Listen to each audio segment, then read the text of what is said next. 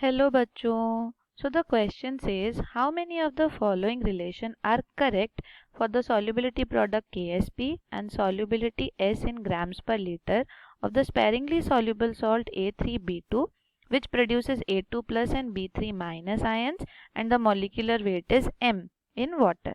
आपको assume करना है no hydrolysis of the ion has taken place. तो आपको जो ये relation दिया है concentration of B3 minus ions is equals to 2s/m आपको बताना है ये रिलेशन करेक्ट है या नहीं। तो सबसे पहले हम समझ लेते हैं इसके की कंसेप्ट को, और की कंसेप्ट में आपको समझना जरूरी है व्हाट इज KSP।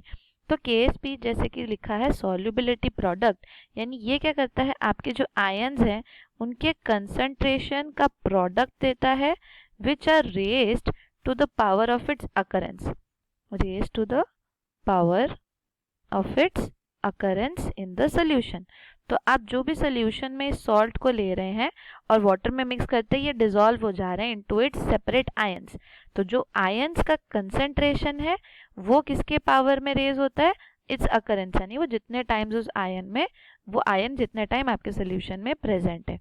सपोज आपके पास है AX और BY, जब आप इसको डिसॉल्व करते हैं तो आपको मिलता है A to the power Y plus और B to the power X minus.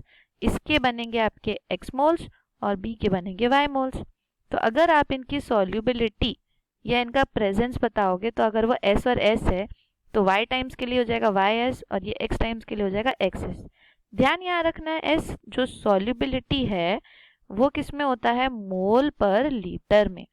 अगर आपका मोल पर लीटर में दिया है तभी आप इसको s यूज करेंगे, अगर नहीं दिया है और ग्राम पर लीटर में दिया है तब आप क्या करोगे, इसको कन्वर्ट करने के लिए आपको इसको इसके मोलर मास से डिवाइड करना है। तो ये बन जाएगा इस टर्म्स में, तब जाके ये आ जाएगा मोल पर लीटर में। ऑलराइट, तो आपको याद रखना है कि आपको मोल से डिवाइड करना, मोलर मास से डिवाइड करना है। तो अगर आप इसके लिए अब KSP डिफाइन करते हो तो क्या हो जाता है, KSP जैसे हमने बोला आयंस जो भी हैं आपके raise to the power of its occurrence, यानी ये आपके आयंस हैं A और B आयन, और उसमें आप क्या लिखोगे, it is raise to the power of its occurrence. तो यहाँ पर बस आपको सॉल्युबिलिटी की वैल्यू पुट करनी है तब आप KSP फाइंड आउट कर सकते हो। तो हमारे क्वेश्चन में जो दिया हुआ है उसके लिए हम फाइंड आउट करते हैं। हमारा सॉल्ट दिया हुआ है A3B2 टाइप, और इसको आप ब्रेक करते हो तो क्या मिलता है आपको, A raise to the power 2 plus और B raise to the power 3 minus, और इसके मिलेंगे आपको 2 मोल और इसको मिलेंगे आपके 3 मोल। तो अगर आप इनकी सॉल्युबिलिटी के हिसाब से लिखते हो this is equals to 3s and 2s, पर ये तब होता जब ये मोल पर लीटर में। हमें क्वेश्चन में दिया हुआ है कि s किस में है, ग्राम पर लीटर में, इसीलिए हम इनको मोल पर लीटर में कन्वर्ट करेंगे। तो ये क्या बन जाएगा 3s/m और ये क्या बन जाएगा 2s/m।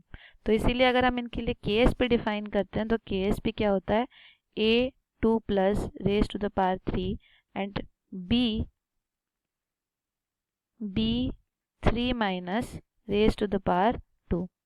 तो अगर आप इसमें वैल्यू पुट करते हैं तो क्या मिल जाएगा आपको, ये हो जाता है आपका 3s/m raise to the power 3 और ये हो जाएगा 2s/m raise to the power 2।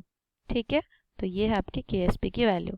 Question में आपसे पूछा गया है कि जो B3 माइनस कंसेंट्रेशन है उसको हम कैसे रिप्रेजेंट कर रहे हैं। तो अगर हम यहाँ पे सिर्फ देखें B3 माइनस के लिए तो हमने ये वाला टर्म यूज किया है, राइट। तो आप लिख सकते हो B3 माइनस का कंसेंट्रेशन है 2s/m के इक्वल, और क्वेश्चन में आपको क्या दिया है, क्वेश्चन में आपको यही रिलेशन दिया है। तो therefore the given question is the correct one. तो आप लिख सकते हो जो रिलेशन दिया है ये करेक्ट है। So hope you understood it well, thank you.